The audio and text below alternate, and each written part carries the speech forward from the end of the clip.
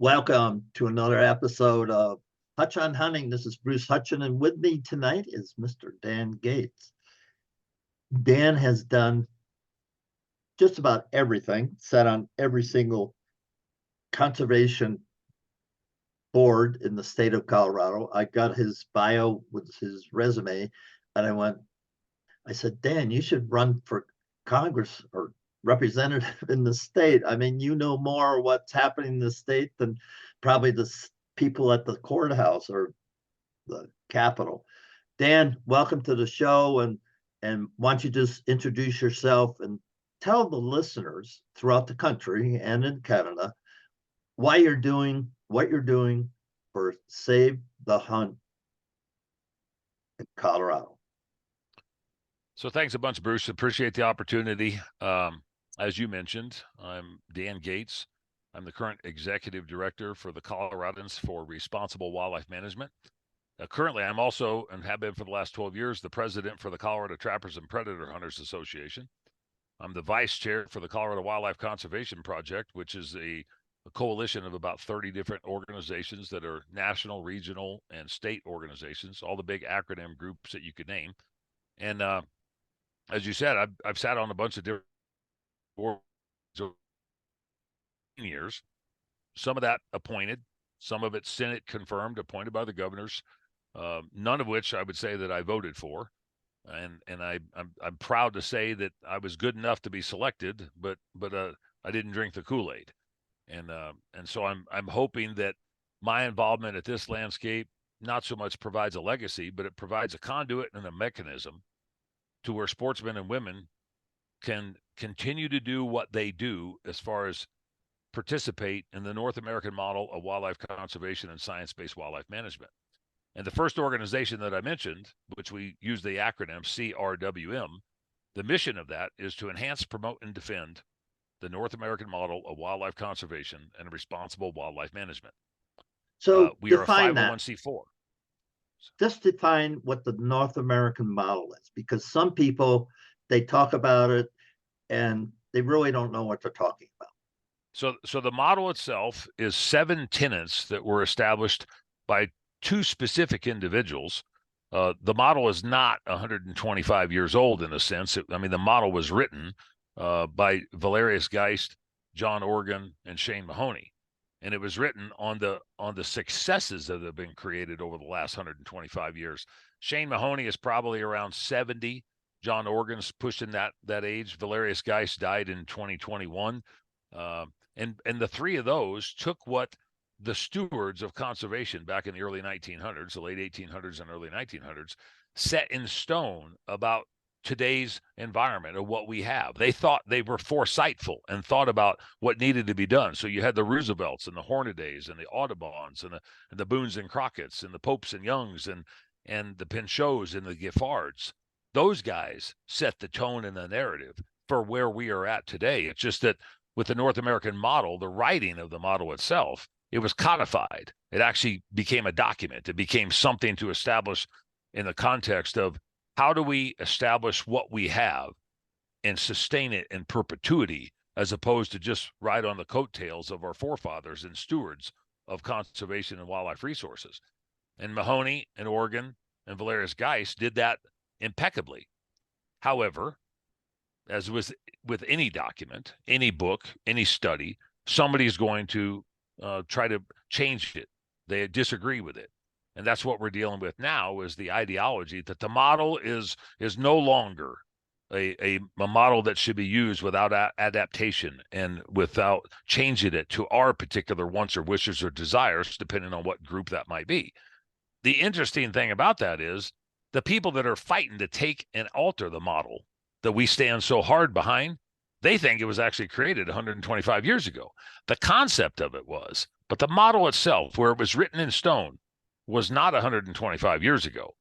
That model of the 7 tenets that we adhere to, somewhat like the Bill of Rights or the 10 Commandments, is what science-based wildlife management has done over the course of the last 125 years on natural resource management, on wildlife management, and given the authority of game agencies to utilize the wildlife as a public trust component that they do things for the benefit of the people, all people, not just hunters and anglers, all people, and the wildlife and the natural resources in the states that govern that, and the Canadian provinces as well.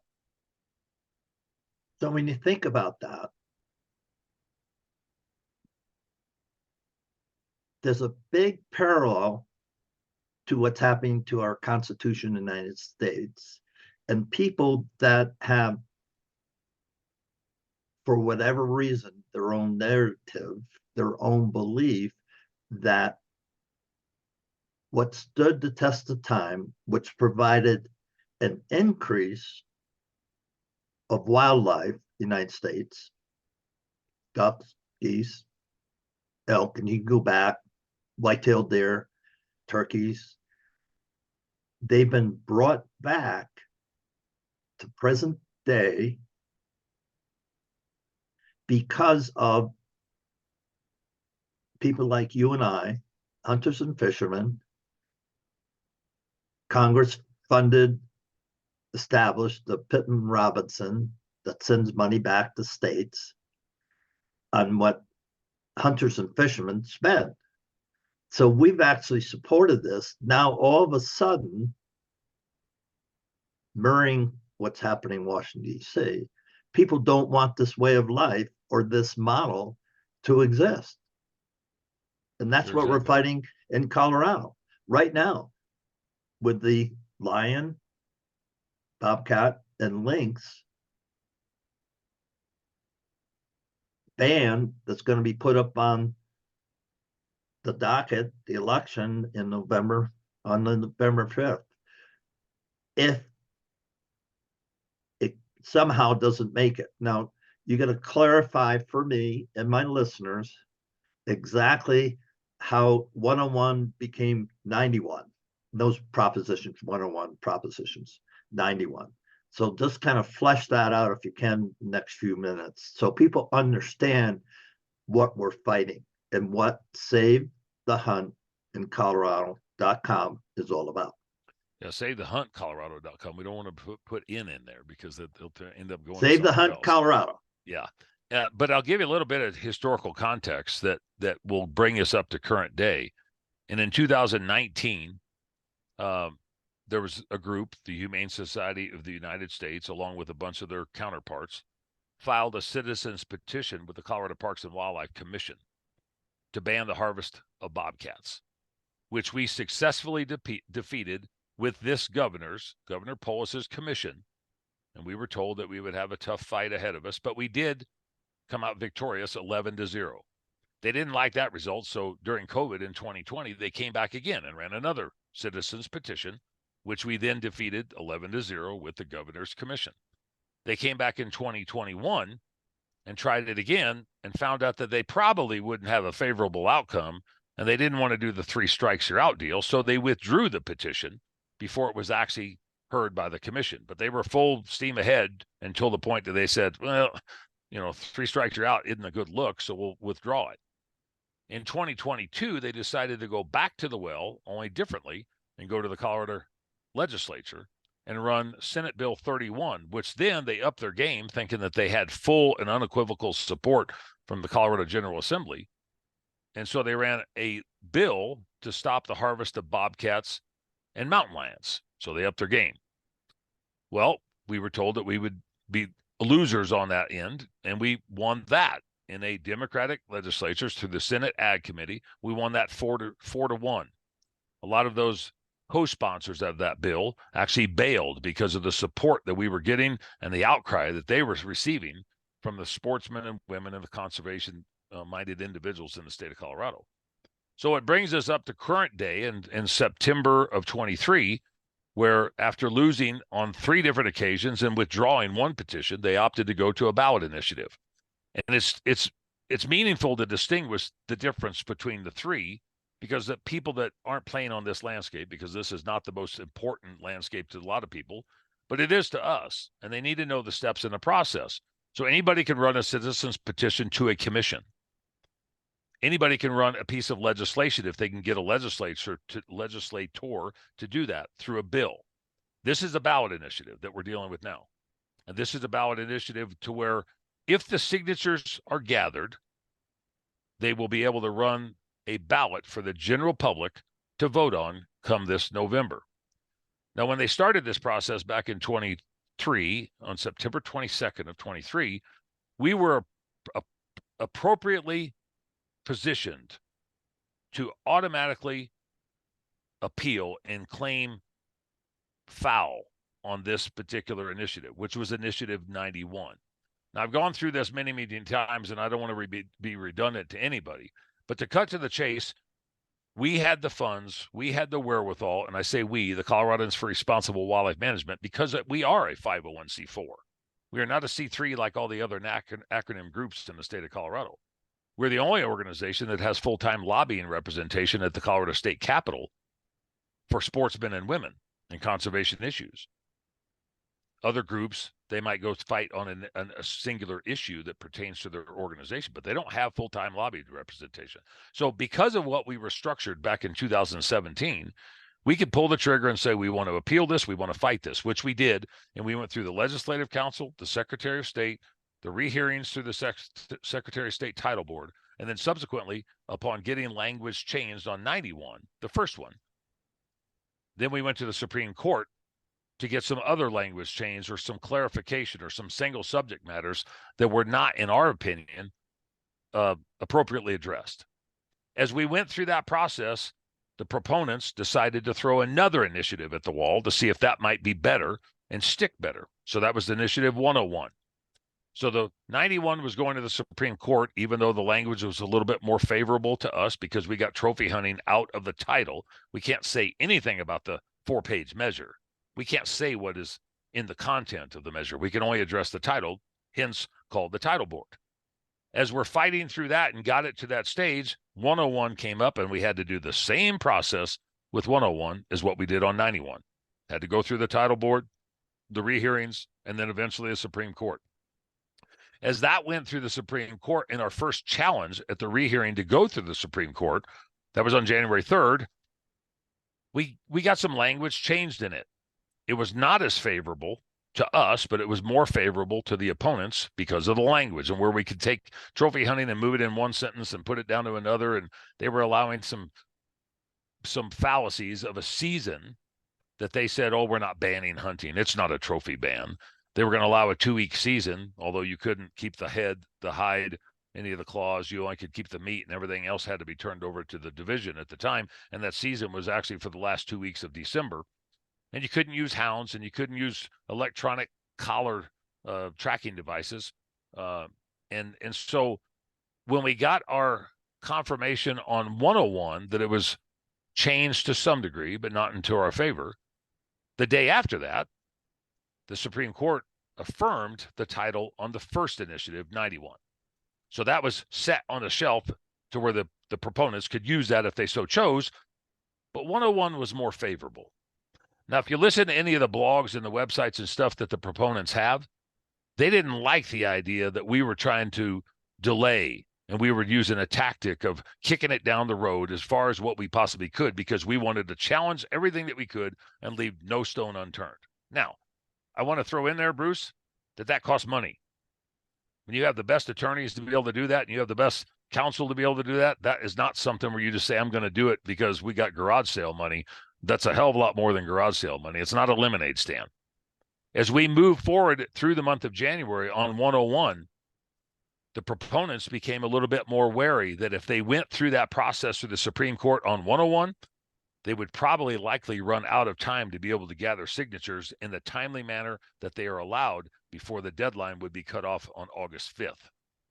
So when we were supposed to file our first briefs on 101 on January 30th in preparation for January 31st, we were notified that they were withdrawing 101 that was going to the Supreme Court, and they were going to immediately pick up where they left off on 91 because it had already been affirmed, even though it was sitting on the shelf, and they wanted to get the paperwork and documentation in line to where they could start gathering signatures on 91.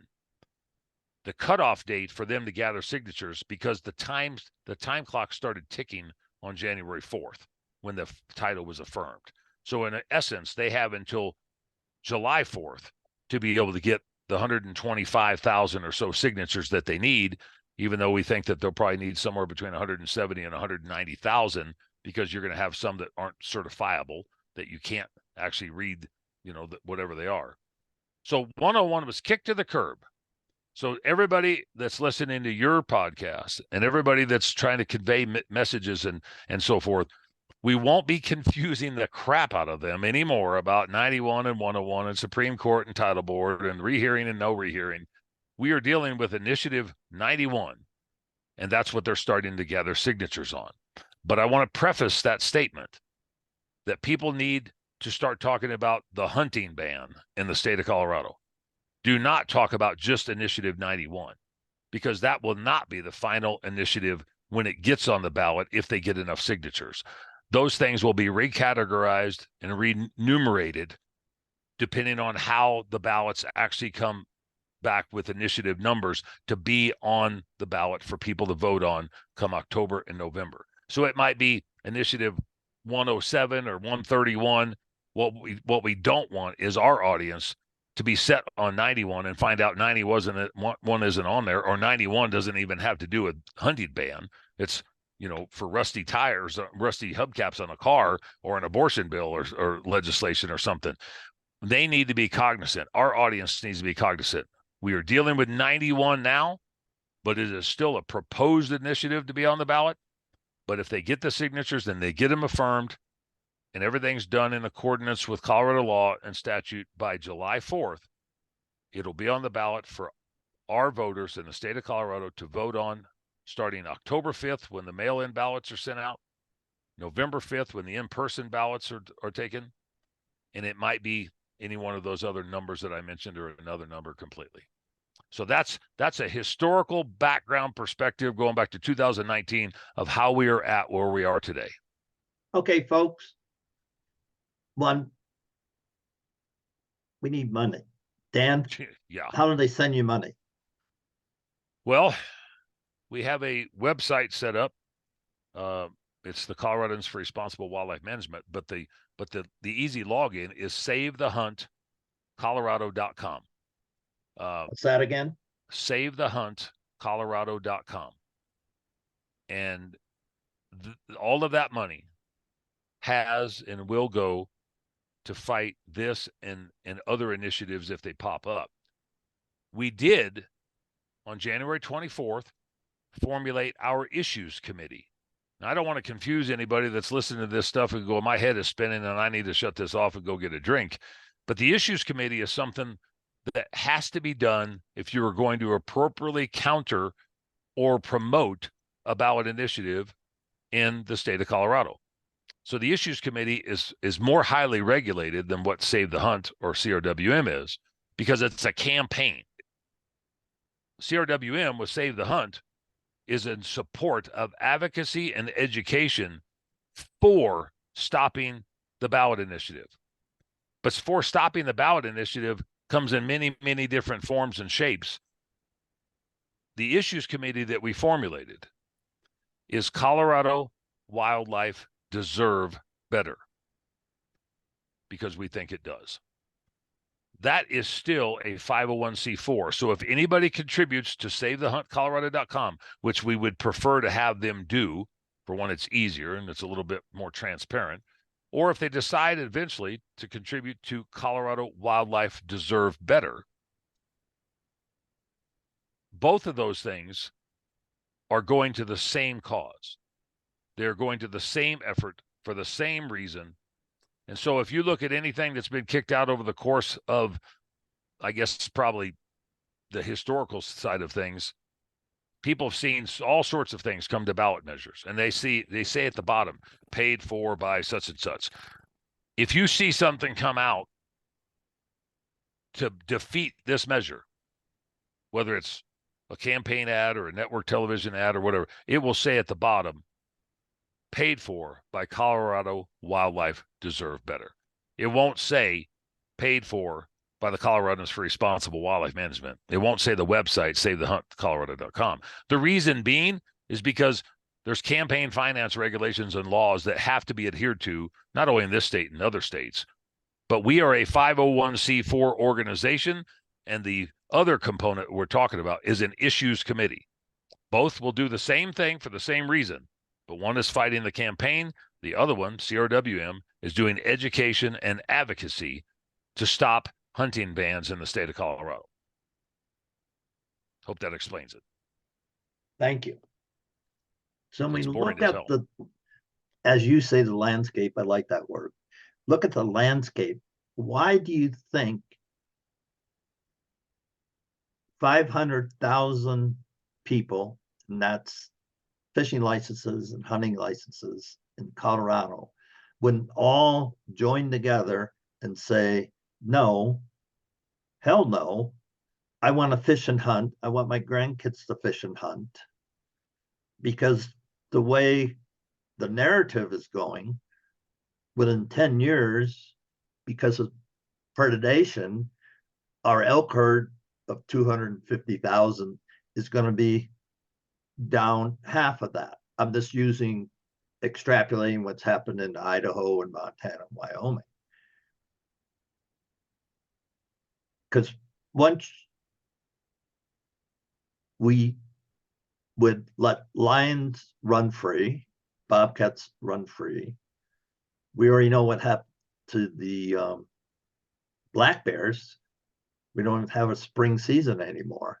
So we got all these, plus wolves, we all have all these apex predators running free. So what happens to all the hunting licenses revenue? What happens to out-of-state hunters? Because folks, this isn't just a Colorado problem.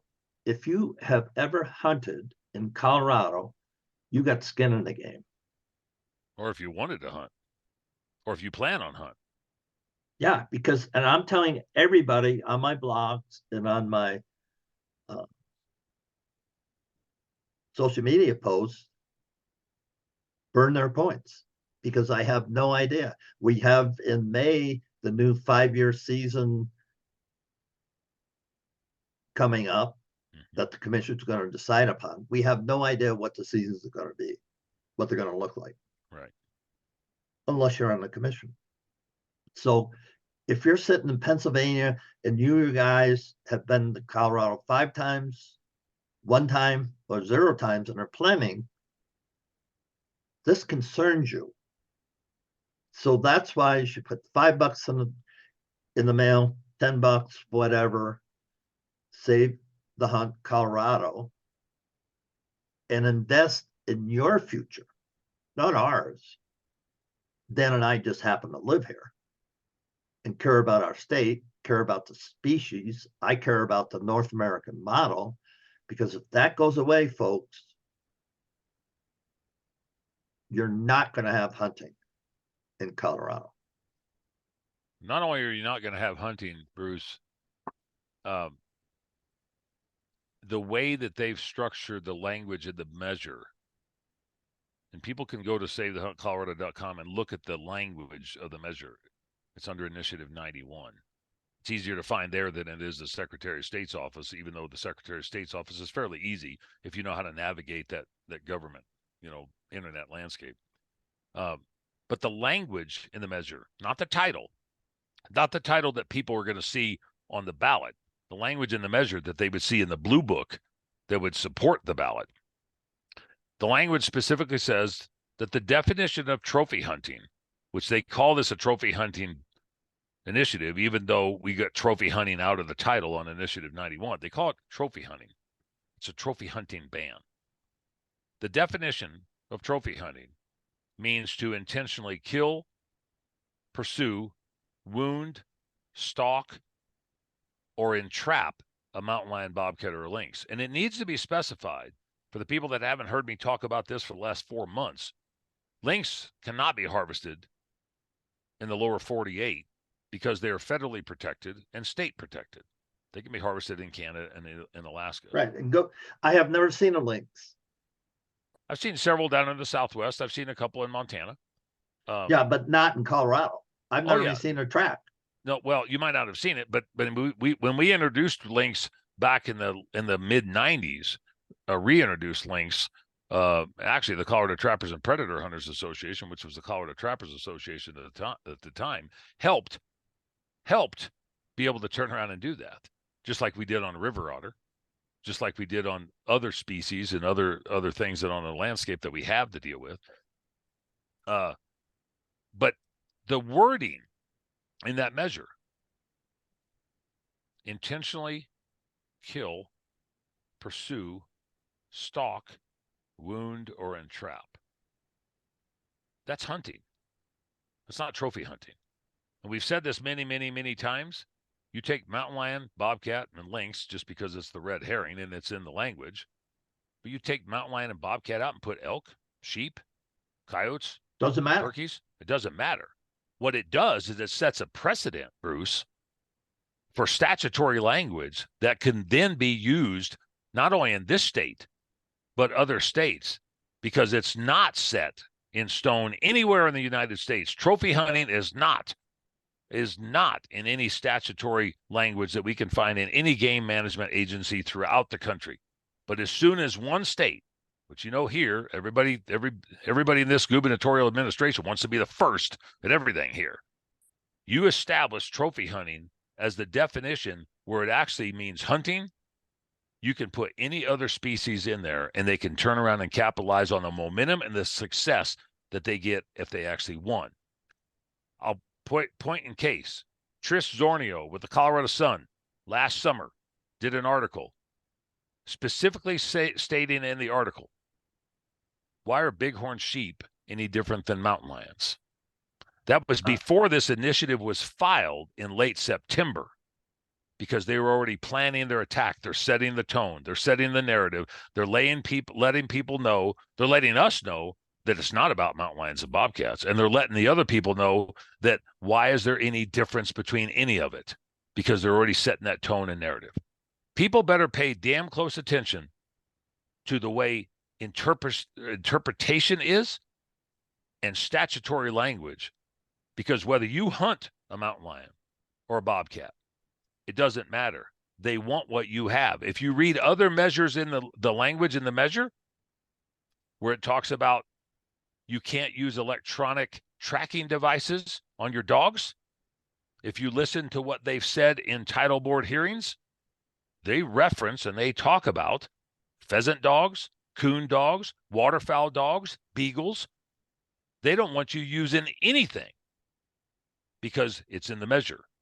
Now, it might only pertain to mountain lions and bobcats and lynx at this time, but you can't tell me that the next time when they get rid of this, that they're not going after the other guys, whether it's the dog, whether it's the collar, whether it's the species, whether it's the method of take, it doesn't matter. And anybody that thinks that this is just a one-off on bobcats and mountain lions needs to look at the language in the initiative and see what it says, because what we need to do is educate our rank and file, our hook and bullet guys, and make sure our community fully understands that this is the first step. The way it's read, the way it's written, the way the language is, it's the first step that they can capitalize on everything that we've been bitching and complaining about, what we've been prophesying about over the course of the last 20 years. It is in this measure, and people better wake up and smell the roses. Two thoughts. I'll go to the first one. Success was had when reintroduction of wolves happened by ballot in Colorado. And that opened the floodgates, in my opinion, this man's opinion, to people who had no knowledge of the North American model, of how important the DNR is using science to manage wildlife, period. But the rank and file, the people along the front range, they said, oh, that's a pretty thing. Sure, I'll vote for reintroduction. That'd be nice to see in the park or in the wilderness when I'm out jogging with my dog. And to me, that was the Trojan horse. As soon as that happened, people who want to destroy what I hold dear. And I've been hunting since 1966 for a lot of reasons. One of them's field of play. 2 is community. 3 is tradition. I'm a hunter. You mentioned Steve Ranella, meat eater.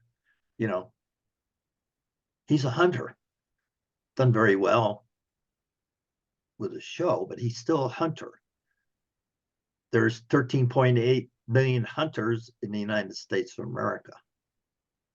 And just like the other aspects to our country right now, we've been marginalized,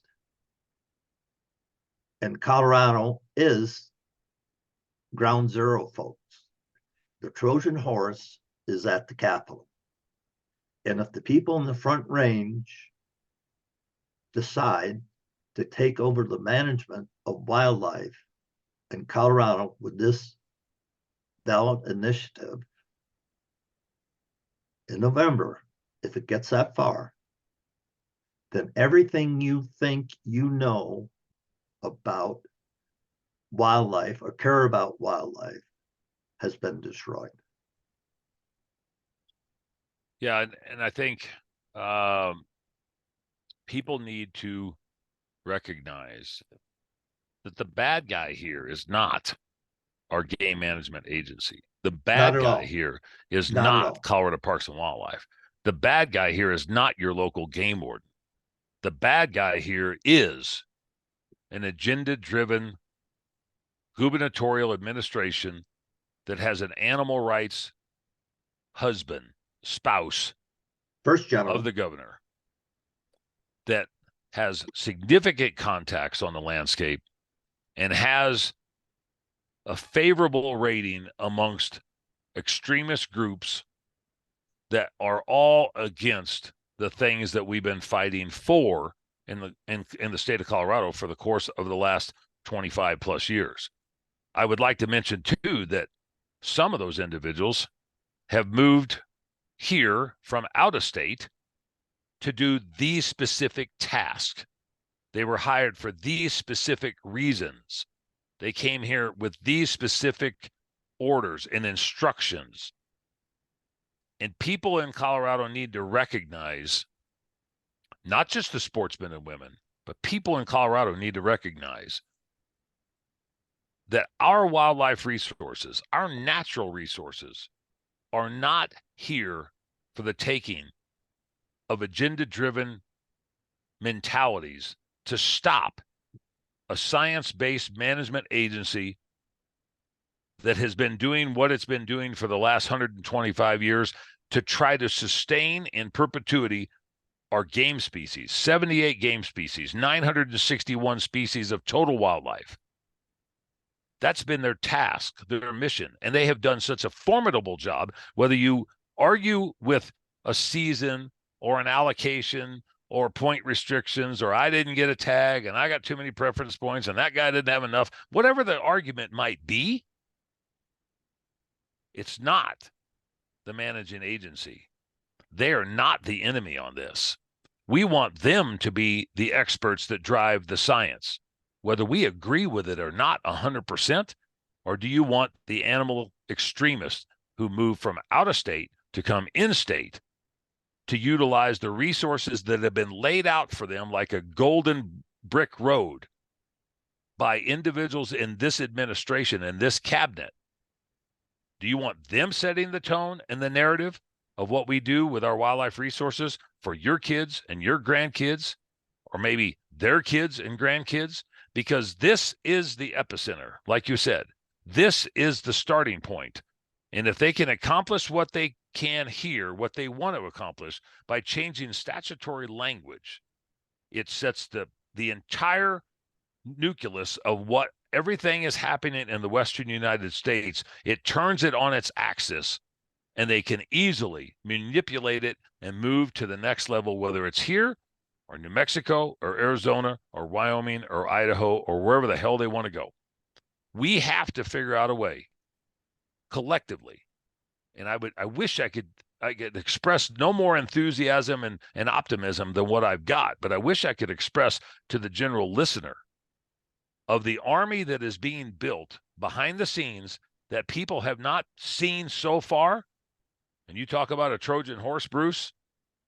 You watch what we do come July, August, and September. You watch what we've created. You watch the national influence, the industry, the donations and contributions go to work. We've taken donations in from 49 states so far. The sporting community and industry is stepping up like never before in the Western United States. And I'm talking the major sales divisions, the major manufacturers, the major influencers, the major organizations. They are kicking in not only monetarily, but marketing wise. They're kicking in strategic plans. They're kicking in things like what you're doing on this level, on such a level of magnificent proportions that you want to see something remarkable happen. Wait until we unleash the Trojan horse. And these individual groups will not want to come back to Colorado. When we get done with them, they will not want to turn around and do what we have done and what we've accomplished and what we built on.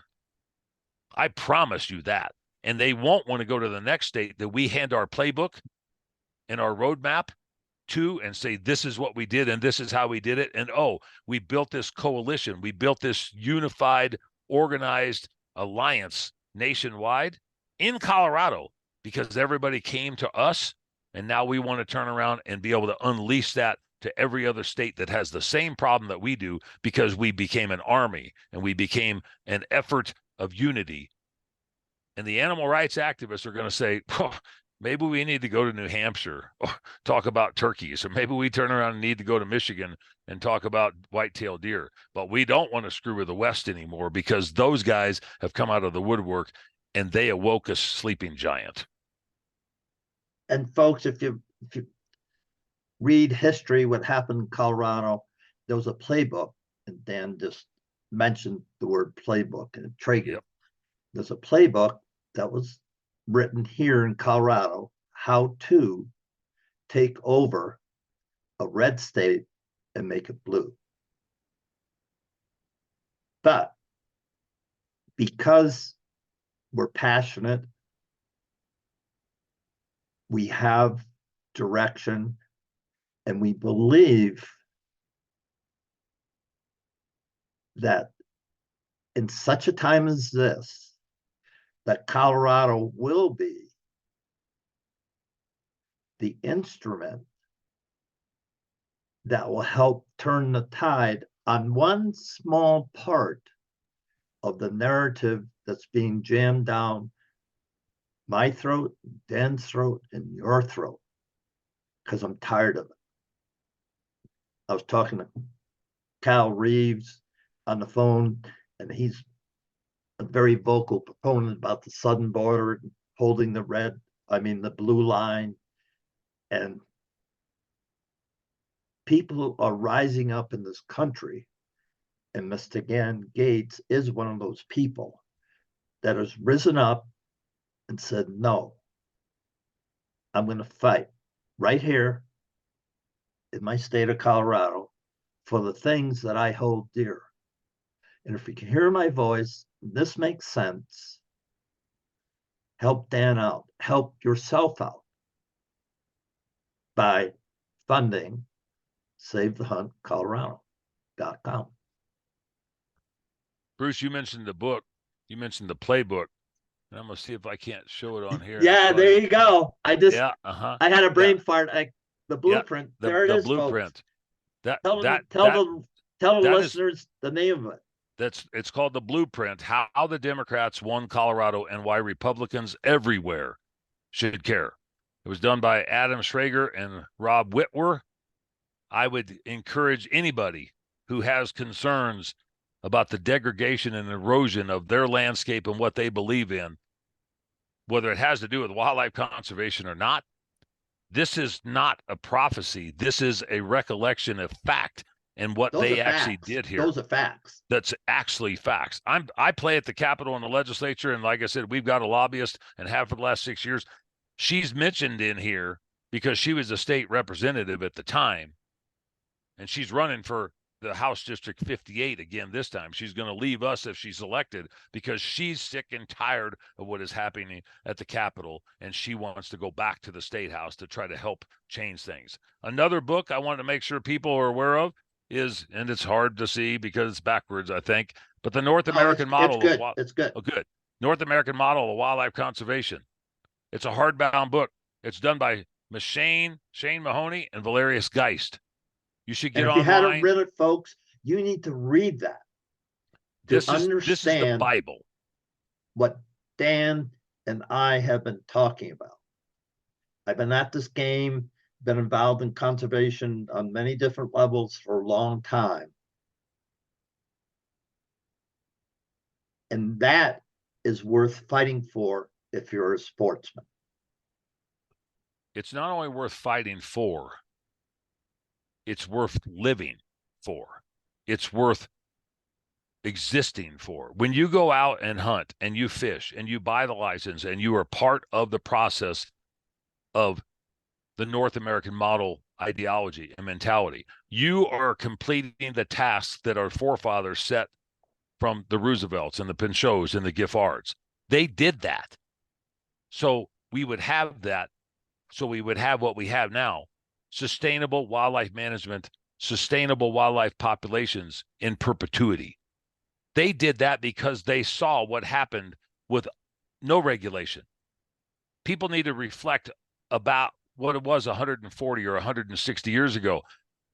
It's not so much that the hunters went out and did it, because it wasn't an avocation. It wasn't a recreation. It was a subsistence deal. They were market hunters because they were supplying for the human population and Western expansion. So they killed everything that they could possibly think about eating. And they did it in such vast numbers that the sportsmen, the legitimate sportsmen and women that were in existence at that point in time, the conservation-minded guys that were looking at national parks and historical components of what we have today, they foresought what we have today because they saw things be depleted and extirpated and become extinct. The passenger pigeon, for instance, they killed them by the tens and tens of millions. They didn't do it for fun. They did it for food. Buffalo, elk, deer, bighorn sheep, you name it. We have what we have today because of what they sacrificed for, and then entrusting the government agencies through proper legislation. If you look at the Lacey Act, you look at the Migratory Bird Act, you mentioned Pittman Robertson in 1937, Dingell Johnson in 1953. You can even get into the Endangered Species Act. While that needs to be modified to some degree, depending on what it is and who you look at, it's a sportsman-related wildlife conservation component that has been instilled in our blood in this country over the course of the last 125 to 140 years. It's our job to maintain that. We should not just roll over and let people take it away from us. We should not let them try to tell us how to adapt to it. They need to allow the adaptation of that model, of that historical and traditional heritage, be based upon science. They are part of the public resource.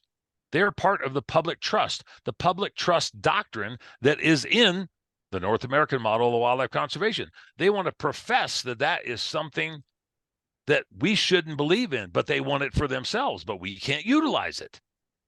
There's something there when the hypocrisy gets to a point to where it's absolute lunacy, that I don't want you to do what you do, but I want to be able to turn around and reap the benefits.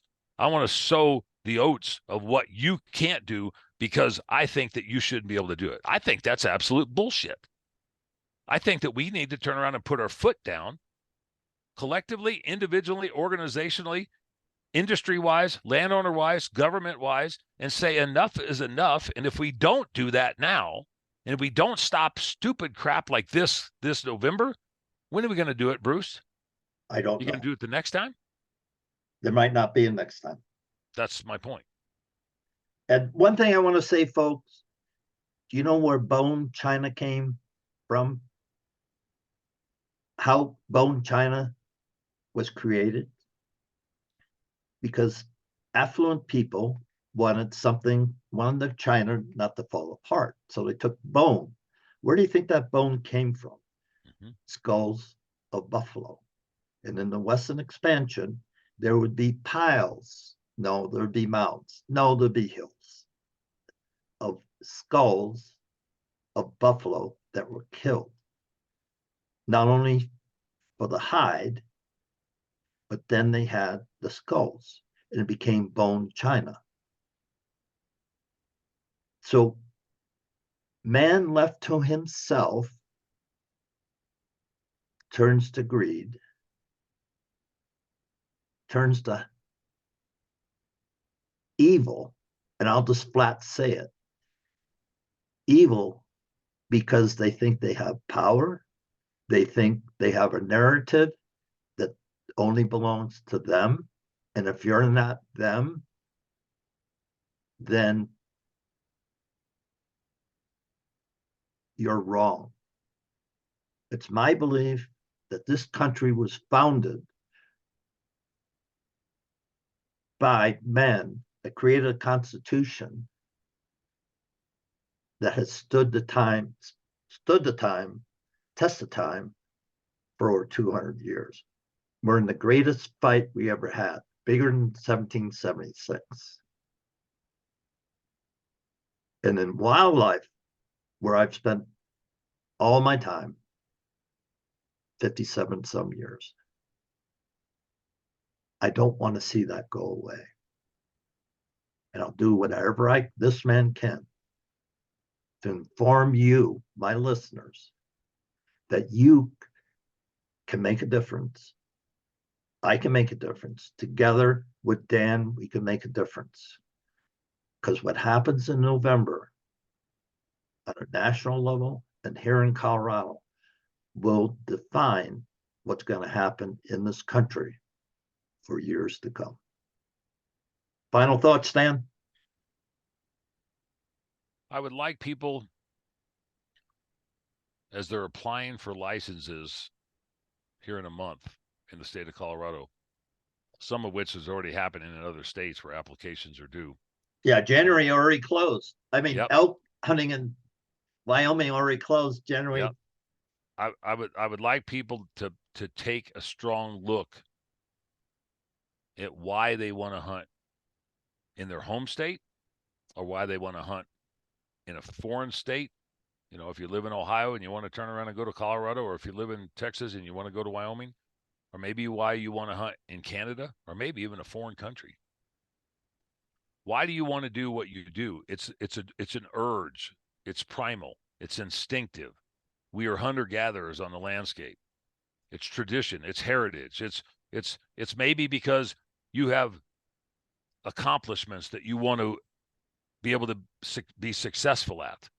Maybe you have endeavors that you want to see the Far East, or you want to see the Far West, or you want to see something that drives you, just like it did the people that I previously mentioned that put a lot of this on the landscape for us today. Why are you doing what you do? It's a challenge.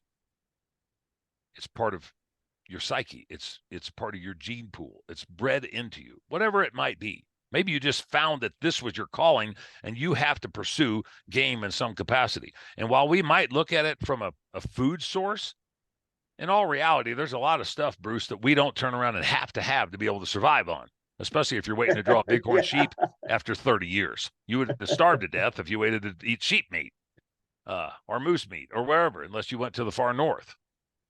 But people need to look inside themselves. And this is something that they can contribute to and be part of the victory. This is something I really honestly believe that they can have buy-in to, as opposed to saying, well, yep, Colorado screwed, whether you live here or whether you don't. Well, yep, Wyoming screwed. Well, yep, New Mexico screwed. How long down the road do you have before it gets to the point where everything is screwed? We have to figure out a way to say no. I think that the sportsmen and women are at a point where they realize they have to say no. They can't just keep turning a cheek. They can't just say that it's in the neighboring state, that it's a neighboring species problem, a neighboring method of take problem. This is a animal rights extremist issue, and they don't care where they go or what they accomplish as long as it's gone. Keep this in mind, that when you turn around and put your licenses in, your applications in, no matter where it might be, it's not the fact that you're putting in and you might harvest too many. It's that you harvest any, that you want to harvest any. They take that away. Think about how many resident and non-resident hunters in the state of Colorado are unsuccessful. 91%, according to state statistics, or 91% are unsuccessful. 9 out of 10 pay into the public resource so everybody, whether they hunt or whether they don't, can enjoy that wildlife. 20% of lion hunters in the state of Colorado are successful. 80% are not. 4 out of 5 go buy a license to pursue, if they so choose, a mountain lion, but only 20% are actually successful. Are you that part of that 20%? Are you part of that 9% on elk? Because when you put your license fees in, or you put your applications in, you're doing it so you can probably be in the minority of success, not the majority. Your hope is, but it's the opportunity. It's what you get to do out of your life, to take your time and your money to put it somewhere else in hopes that you're going to be able to continue to do that if you draw the tag. What I'm asking people, and it's hard for me, Bruce, to sit here and ask for money. What I'm hoping is that people will turn around and say, I put $50 in for a preference point and $300 for a resident license or a non-resident license, depending on what you hunt. I'm going to take $50 or a box of ammo or a tank of gas, and I'm going to kick it in to SaveTheHuntColorado.com while I'm doing all of this other stuff. Because next year, if they lose in Colorado, maybe I don't have the opportunity to do it. And I'll be thinking the next license season when I go to apply, I should have done that then. I should have contributed then, because now I don't get a chance. Oh, but look, they're in New Mexico this year. They're in Nevada this year. I don't want for people to turn around and look behind them and regret them not engaging. If we're so foresightful ourselves, like our stewards on the landscape were 125 years ago, if we're so foresightful that we're going to put in license applications in 8 different states in hopes that we're going to be able to draw something, and we get a bonus point and a preference point and an extra point and then some other different draw, put a little bit of money in to the fight to make sure that we support the North American model of wildlife conservation, and that we can live to fight another day to help the Rocky Mountain Elk Foundation and the Mule Deer Foundation and the National Wild Turkey Federation and Muley Fanatics and all the other acronym groups that are out there. Help us do this here, be part of the victory, be part of a successful team. And then next year, when you put your licenses in, you can say, I was part of that. Now New Mexico's got the problem. Now Arizona's got the problem. I can help there too. And it's a winning fight because of what I helped there in Colorado. SaveTheHuntColorado.com. You can continue to get updates. You can go on Instagram at c.r.w.m. And you can also check us out on Facebook at the Coloradans for Responsible Wildlife Management. And I tell you, if you look at what we're doing, and I'm not a social media guru, but the stuff that I've done in the last 6 weeks that people have reached out. Yeah. Jason Matzinger, Cameron Haynes. Today I did a podcast with Derek Wolf with Wolf Untamed, Randy Newberg, Robbie Kroger, the Howl guys. I mean, Blood Origins, you name it, they're reaching out because they see the need of this. And I just hope that listeners around the country will take this serious enough to say it's not one goofy bearded guy that's turning around and trying to start this deal. This is a movement. It is an organized coalition. They're coming together and they're doing it for the same damn reason, to defeat these measures and make sure that that doesn't go to another state or another species or another method of take. And I already said it, I'll just repeat it. If we don't stop it here in Colorado, it's coming to your state, period. Guaranteed. Guaranteed. And with that, if you want to reach out to me, you can reach out to me at hutchonhunting@gmail.com. Hutchonhunting.com is my website. And listen to my podcasts across the world at Hutch on Hunting on every single station that's out there. And so all you have to do is throw in Hutch on Hunting and you'll get my episodes and listen to this. And I'll be having Dan on the show as we move forward to support him, because it takes all of us, folks, and every $5 counts.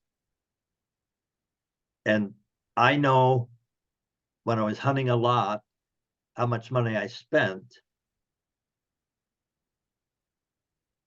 And I wouldn't have had that opportunity to go to the places I've gone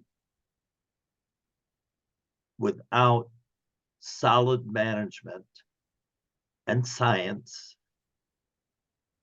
to meet the people, to see the sunsets, the sunrises, build community throughout North America. I wouldn't have that. Yeah, I've killed some stuff, got a couple of deer on the wall. But when I look at those trophies, they're memories.